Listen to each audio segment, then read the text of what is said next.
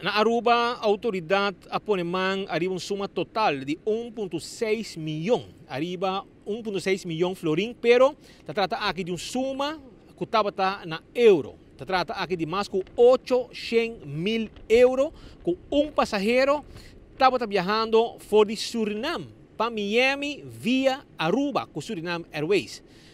O passageiro aqui, mas passa pre-clearance na Aruba via imigração americano e doana americano e aponemang arriba a pessoa aqui.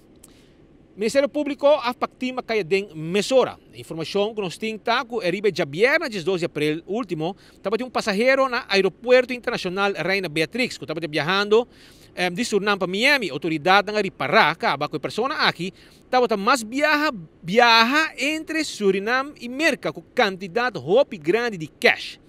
O passageiro estava já viernes que passa 827 mil euros, qual bota translate na 1,6 milhão florim. Riba petição de autoridade na Holanda e a pactim de Aruba conjuntamente com a grenspolitie de Aruba a pôr beslag arriba a placa aqui. Toda a placa a wordt tomada beslag e está cai fundo de combatimento de criminaliteitsbestrijdingsfonds e o mestre hasi afspraken aan tocante sei, mirando que a placa a wordt tomada beslag por autoridade de Holanda. Placa voor de Fundo de Combatimento de Criminalidade está usada para combater criminalidade. A placa com a AFPAC-Team Tahaya cai diretamente na favor de Aruba. A AFPAC-Team quer aportar essa aqui de forma visível.